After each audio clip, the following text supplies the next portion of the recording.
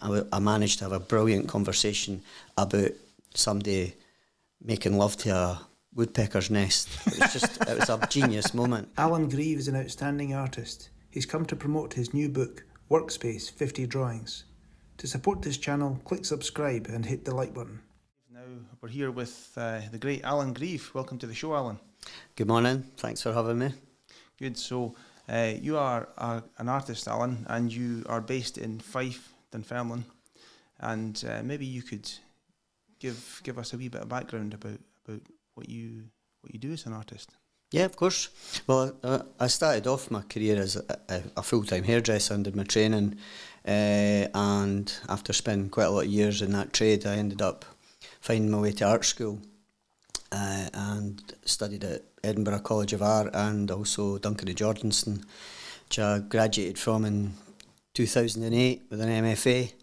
And then coming away from there, I set up a kind of hybrid version of my art making and hairdressing and set up an organisation called Workspace, which kind of runs to this day, based in Dunfermline. The idea being that haircutting and hair services generate the cash to fund art projects, and hopefully that symbiotic relationship's a healthy one where people get to find out about art as much as getting their hair cut. So that's what brings me here. I always think of you as a local artist. Now, local artist is a term that I don't like, but when I think of you, I think of the term local artist in the best possible sense, is that you are a man who's completely embedded in his community, and you use art to connect with people.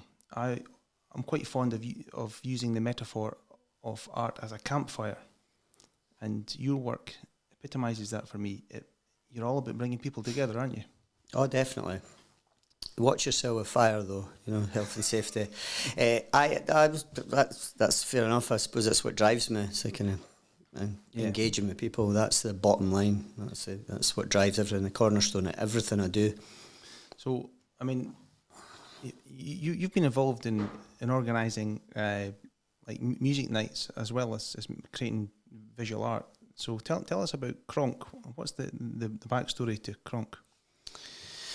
Well, that would have been the late 80s, so 30 odd years ago. There was quite a blossoming scene musically in Dunfermline, particularly sort of disco club nights, and there was still a call for something a bit different. So myself and another guy called Colin Timms set up a small club night called the Kronk, which started its life, if I'm not wrong, in the upstairs bar in Monty's with about 12 people. And then over the next year and a half grew into this huge event with folk coming from all over Scotland to visit Banners in sunny Lunfinnans. And it ran all together for about just over 2 years and then fizzled out. But it then became sort of synonymous with club and rave scene in Dunfermline and Fife and beyond. And funnily enough, somebody pointed out to me recently that there was the exhibition at the V&A about club culture, and the Kronk got a mention. So it's gone into the annals of club culture in Scotland. So that's a good thing. So was it techno music that led it? It started off as it was a kind of across the board a soul funk and house music night, but eventually it got completely kind of caught up in the rave scene and all the attendant nonsense, and it became known for that. But essentially it was began as a sort of crossover hip hop and house night. Right. And more recently you've been responsible for bringing a concept of a community disco to this town, and in fact you had a disco here in the fire station in Dunfermline quite recently. Tell me a little bit about the background to Shisky Disky. Well, Shisky Disco is it started with a hairdressing client who hails from the Isle of Arran, and she told a story about being a young woman in the 80s and going to the community disco in the village of Shiskin on the island, where all ages were welcome, and they would be ferried around the island on a minibus, and the disco would be attended by lots of different members of the community, and we would have a big night, and it was a renowned event in the venue, and lots of stories emerged from that of people missing the bus home and trailing over the hills of Arran to get back home in the middle of the night. And it just had its own mythology, which I absolutely loved. And I thought there might be potential for a bit of an art project in there that would involve the patrons of that club over in Arran, maybe a visit to Arran to speak to them about their event. And I got Tracy to ask the next time she was on the island if they would be interested in getting involved in some sort of project or interview or archiving or something. But to a man, nobody wanted to talk about it. It was kind of what happened there stayed there, and that was fair enough. And it was a great lesson in other folks' stuff and how to be sensitive with it. I mean, I'd already imagined it all happening, and then it was a wake up call to know that some folk wanted to keep their stuff, and they were quite right to as well. And so that kind of inspired me to think, well, it's such a good name and it's such a good thing that maybe I could just start my own series of stories by setting up a Shisky Disco in Dunfermline, which we did about 5 or 6 years ago. We did one just in our hair salon, and then we moved to Wellwood Miners Welfare Club and used that a few times, and that closed down. And then we moved down into upstairs in Cody's Bar, which is a cracking little venue, and it just built a little following and kind of got a good reputation, because we would have quite good visuals, show good projections, and it would be kind of mixed up as a sort of art night.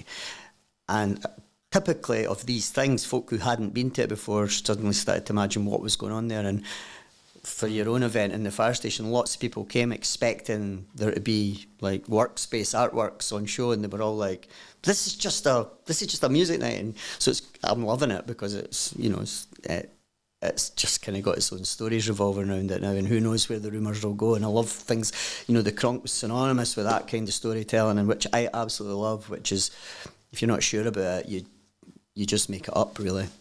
I was amazed by the diversity of the people at that disco. I mean, there was children there. There was people in their 70s and 80s. It seemed to me, young women, young men, just a complete range of people, and it felt like a family party, really. I've never been part of anything like that before, and it really showed me, just that you're a man that knows how to stimulate a community, and you do that through organising events and through your art. So I always think of you as a contemporary folk artist. I don't know if you would go along with that term or not, but it's the antithesis of the kind of ivory tower art that dominates the institutions in the 21st century. What do you think about that, Alan? Do you think you're a folk artist? Well, having done my time, having spent time at the art schools, both Edinburgh and Duncan New Jordanson, and having subsequently gone and given lectures through at Glasgow School of Art and up at Gray's in Aberdeen, that idea, the ivory tower and that kind of elitism, I mean, it's not something that appeals to me. It's not something I fully understand, and I've got to play to my strengths, and mine's have always been that I've been genuinely interested in other people's stuff. And I saw, with a lot of help from other practitioners over the years, the potential strength in realising that perhaps my main body of work was just the ability to have these events and the effect it has on people, not necessarily one showpiece item on a gallery wall per se, just the ability to generate interest and who knows what comes from that, and the kind of openness and potential and the generosity of spirit in it. Again, I think was a nice antithesis to what we recognise as or what gives art kind of not a great name for a lot of people and puts a lot of people off what they imagine to be an art world. So I was wanting to, it feels a much more grounded affair. So definitely, I don't if a folk artist has that place in his or her community, then I'll be that then. Well, your work is very, very accessible. It's not precious, and it's somewhat ironic, I suppose, because I've seen some of your work which doesn't always make it onto the gallery wall, but you're an extremely fine painter when you want to be. You're a very, very skilled artist. But most of the work that you choose to exhibit is very witty and irreverent, and it's got a great popular culture vibe. And you had an exhibition here last year, I think, or was it the year 2020? Before? 2020. You were the first artist we exhibited in the fire station after we came out of lockdown, if I remember rightly, and it was a huge success because everybody could connect with it. There was just a plethora of images which all got torn down, and clearly you weren't selling that stuff, but it was very very accessible, and it was, but still very deep and full of pathos and comedy. So it was very rich, and I hope I don't sound like I'm diminishing your work in any way. It's brilliant because of its accessibility. Yeah, I mean it's been something I've spent a lot of time. I mean, the actual execution of a lot of my works is incredibly quick, but there's a real hard-won element that brings this sort of multi-layered thing to my work, and I'm proud of that because it's been pretty much all of my adult life I've been amassing this kind of toolkit for how to make things that can sit in that place that you can literally have a conversation with, as I actually did in your gallery space with a pensioner who was having tea and scones, and I managed to have a brilliant conversation about somebody making love to a woodpecker's nest. It was a genius moment, and she was quite comfortable with that. At first she was a bit like, what is this? But then we had a laugh, and I like to think that, my presence there was a good thing, and she spent quite a bit of time with the work, which is it's a real honour, given that statistically folks spend about 0.6 of a second with any given artwork on average. So for someone to spend in excess of 30 seconds, you're starting to feel like, well, it's obviously something's connecting. So I feel really proud of that, Ian, and thanks for mentioning it. Well, I mean, you're a collector of stories, really, aren't you? You love speaking to people, and just 2 weeks ago you invited me to speak at one of your events, and I was making the point that the more you look at something, the more you see, and that's one of the great privileges of being an artist. And your work typifies that, because you really show how behind every face is a story, and your exhibition really demonstrated it was like a splattering of stories, and there was something for everyone on the walls. I remember one piece that really stuck in my mind was all the little coloured rings. That it was a necklace made. Go and explain that to the audience. Yeah, well, those coloured rings were racing pigeons' identity rings from their legs, and they were given to me by a chap called Roger Hayward, who was a local man. He lived up in Milesmark, and I met just by chance in a field.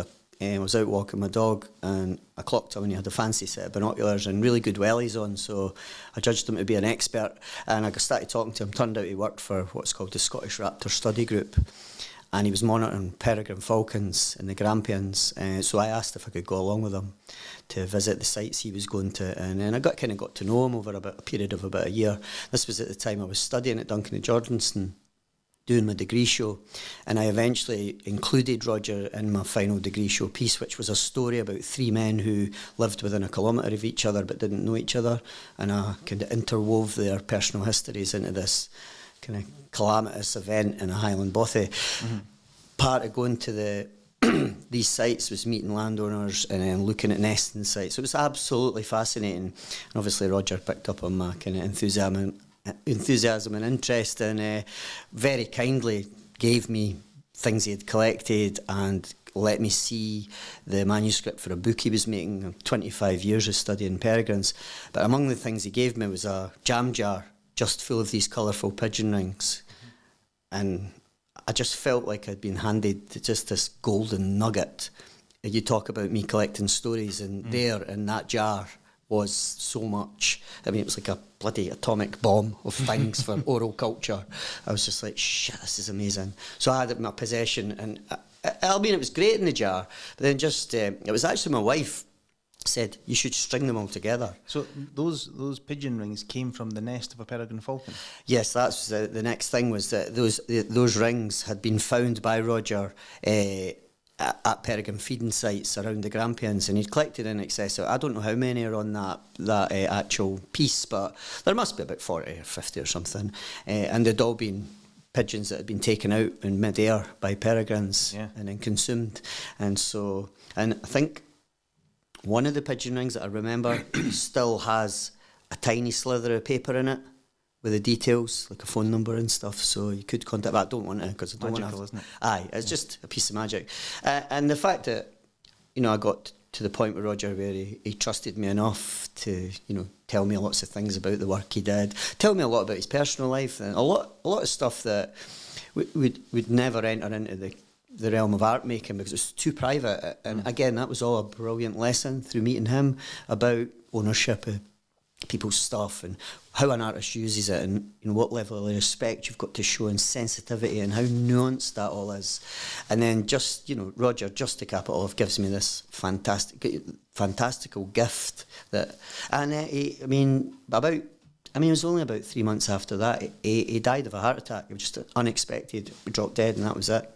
And his family kindly gave me the manuscript that never went to print, so I've still got that. Nothing's happened to it yet, but I mean, I will make something happen with that. Yeah. But I have exhibited those pigeon rings a lot of times because they're as a necklace. Just as a necklace, yeah. I think they hang really well in a gallery space, and they're quite intriguing. It's really beautiful. It had the shamanic quality about it. You know, like there's this. And I think on closer inspection as well, you see in a couple of the pigeon rings there's still leg bones. If you look closely, there's still some of the leg bones intact, so it's even more kind of ritualistic. Yeah. So it's just a piece of magic, which, you know, if I hadn't stopped and spoken to a chap with his fancy wellies on, that'd never have happened. And that story alone, that's amazing, you know. This is what I love about your art and what you do, is that you you help show people, like a local community of people, and this is what I meant by local artist. You help them see that their life and their stories have value at the high art level as well, you know, and they're worthy of a gallery wall. I can't put it any more clearly than that. I didn't know I was doing that initially. Mm-hmm. I didn't realise that, but obviously through time you start to realise, and then, as you said, the closer you look or the more you listen, you start to get tuned, and you hear those really fine-tuned little details that your ears prick up, or visually you connect to something, you're like, oh my God, this person's the owner of this, you know, and I can maybe be the facilitator of something else, because the person who owns an object or has a story will not think of it in the same terms as me, and that's where my job comes in, and it's a job that I've taken more and more seriously over the years, which is to become the sort of, to an extent, the custodian of some of that, and you know, be generous with my offerings towards that individual, and hopefully it reciprocates, and then we can do something that's mutually agreeable, fully respect, and you know, that person's respect remains intact through my retelling of their stuff, whether I embellish it or not. It's always with their blessing. I can give an absolutely brilliant example of a person who came to me through a project we were doing called the Bothy Project. Well, it was not the Bothy Project, because that's another project. It was called Real Bothy. And it was a portable hut based on Scottish bothies, the kind of remote mountain shelters. And it was like a flat pack IKEA hut, and it went from venue to venue around Fife, and it was very successful. And the whole idea was that folk could come in a replica Highland Bothy and share stories, and I would find a way to record them, which quite quickly it seemed the best way to do it was just to write bullet points of each story directly onto the wall of the hut, and then use that to flesh things out at a later date. One of the stories, a woman, she was called Norma Ferguson, she came in and she was just curious. It was in a shopping mall. She was just like, what is this? And I explained, and she said she didn't have a story. She went away, and she came back later with her laden shopping bags and said, oh, I have got a little story. And she went on to tell me about our father, who had served in World War I, the Black Watch, seen active service, and he had lived to the end of his life up in Arisaig. Had died, I think it was in the mid-70s. He'd lived to a really good age, and he died in the mid-70s, and they cleared his house. And when they were clearing his house, he had World War I paraphernalia, which was divvied up amongst the sisters. And Norma received some silk postcards, his Black Watch Glengarry with a bright red huckle, and his Black Watch kilt with various marks and, you know, evidence of use, and she wasn't sure what to do with it, she said, but she said she had a moment sort of inspiration, She said she decided to, she unpicked all the pleats in the Black Watch kilt and ironed it all out and cut it into a bit squares, restitched it back together and put a kind of floral pink border around it and made a picnic blanket for her family, which they sit on to this day. That's absolutely I was brilliant. like, holy shit, Norma, you told me you didn't have a story. And I managed to get that hung in the Kirkcaldy Museum and Art Gallery, which was an art gallery built in honour of a chap who died in World War One. So Right. It was even more poignant. And we made a really lovely hanging rail for it, and it got pride of place. And she brought the family through to see it, and obviously she could never have imagined that blanket is hanging in an art gallery. Yeah. And it's probably one of the works that I'm most proud of. Well, what you've done is uplifted that person and their own personal story in our family, and to the level that they belong to. I mean, I hope that doesn't sound condescending. No, but I think yeah, there's so many. I mean, obviously everybody has respect for the people who've perished in war, and and it's a very common story, and we share it a lot. But there's oftentimes, not necessarily in the context of war, but just people's stories that really truly go under the radar. But some of them are whatever. Romantic, heroic, they're all there, and they're all contained. They're literally on your doorstep. And I suppose I don't go out my way to seek them out, but I do have an ear for it. Is any of your work purely fictional? I mean, or is it always based in some truth, some real story? Yeah, that's a good question. I think predominantly there are elements of truth underpinning or autobiographical elements underpinning pretty much everything I do.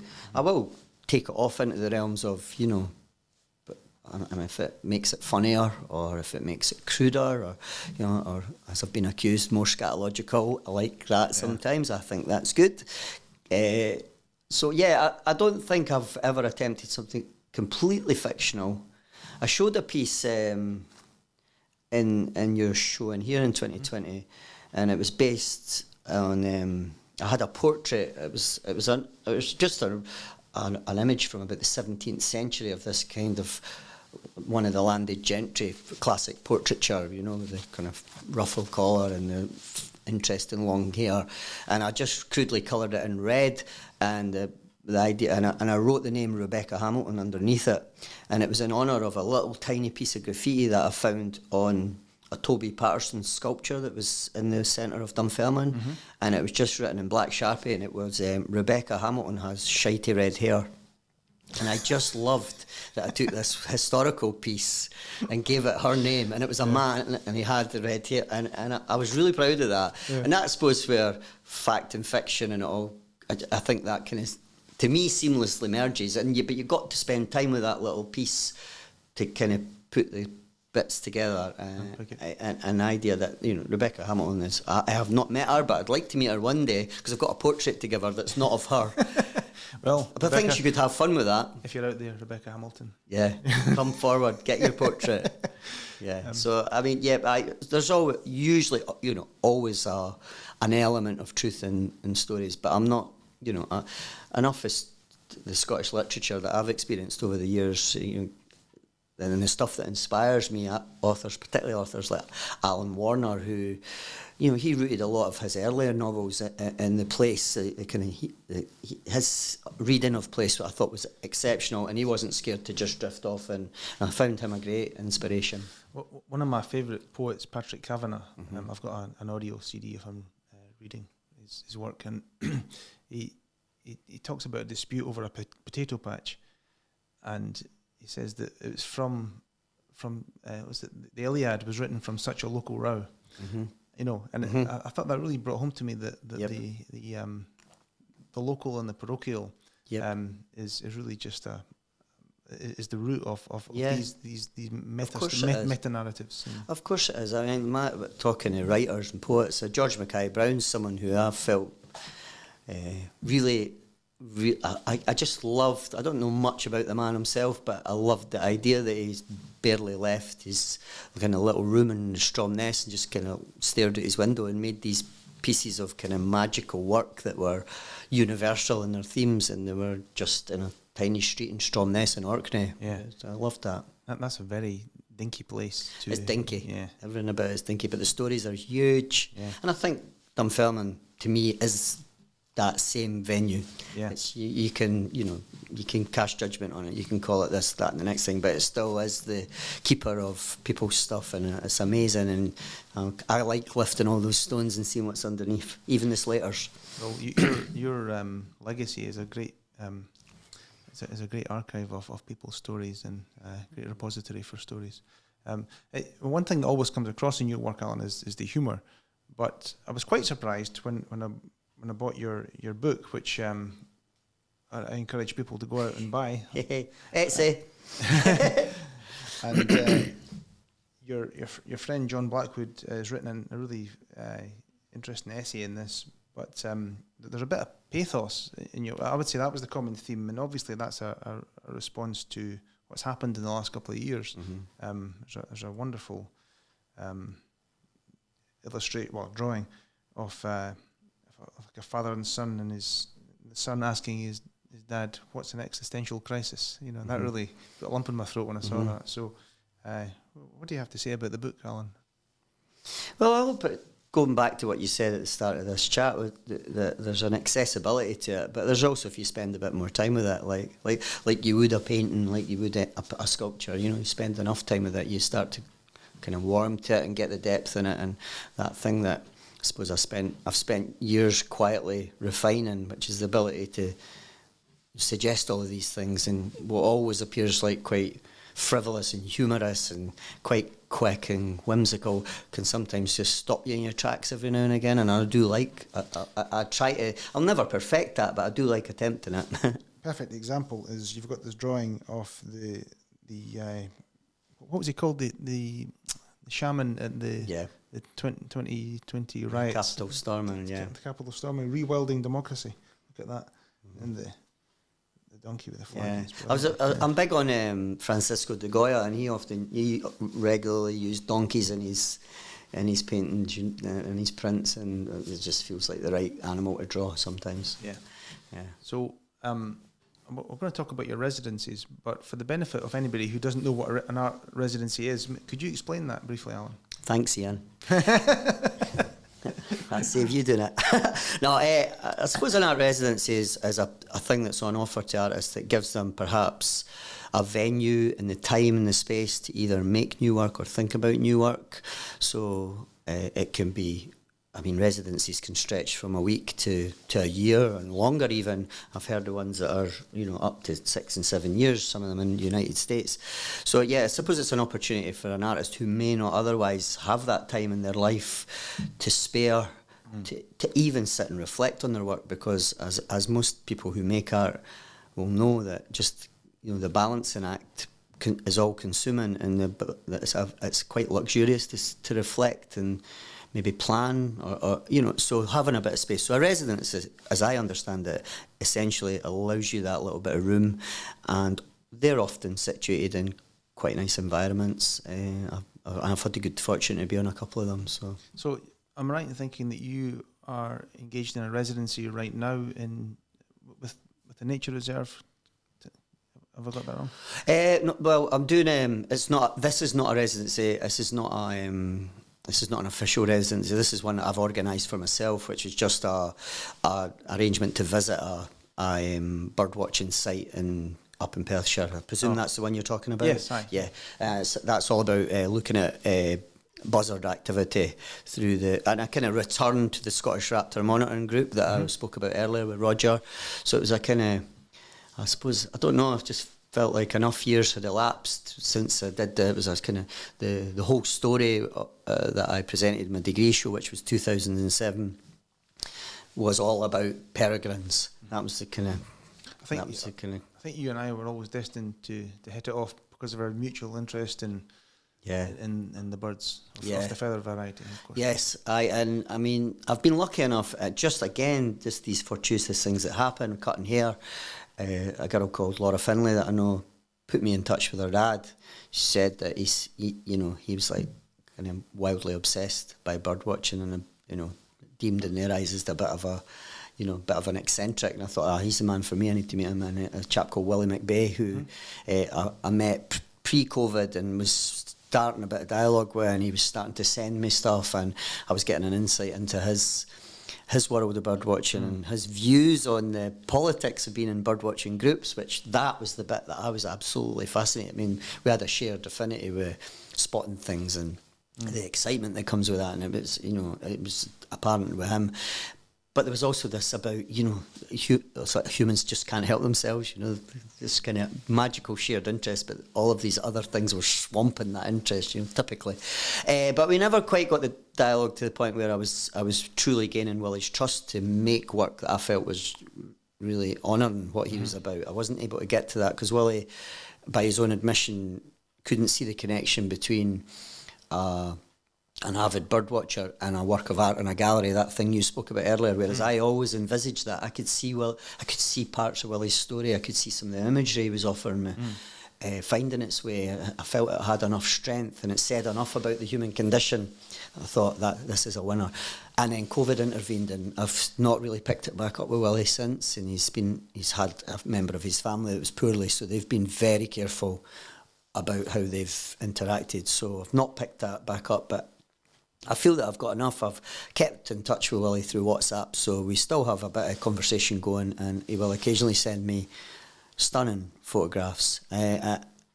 Just prior to COVID as well, I remember I had a hairdressing client called Liz Gunn, and she reckoned she had nuthatches either nesting or just at the very least visiting her garden every day. So I managed to set up that Willie went with his full kit and sat in her garden for a day, and sure enough, he sat and he found them and he photographed them for Liz properly. They're beautiful birds. Stunning. Yeah. And I just absolutely loved that Willie ended up in another woman's back garden photographing nuthatches and having and I wasn't part of that. I was away. You know, I just let them get on with it. Right. So I left that alone. I have no documentary evidence of that. You just have to trust me on that. And that to me is, again, that campfire thing that that analogy, I suppose. I believe in that. You know, there was their wee world. They were quite happy. Well, it was one of Willie's photographs that you exhibited that introduced me to a new species which I'd never seen before, called a rosefinch. Common rosefinch, yeah. Gorgeous. Yeah, and Willie had, that was so typical of him, his dedication, that, you know, the jungle drums had been beaten in the birdwatching community, and he was off at 3 o'clock, you know, on a wet Tuesday morning up to the banks of the Tummel because he'd heard that someone had spotted a rosefinch in the Scots pine up there. And sure enough, he seems to have that sort of weird magic about him that he found it and he photographed it well. And other people were, when I showed them that photo, not only were they finding out about a new bird that very rarely visits Scotland, and as you'll know, it was quite a stunning specimen, but so many people said, oh, that would make an amazing Christmas card. So we made Christmas cards for Willie out of his photo, and as twee as that might sound, I thought that was just magical.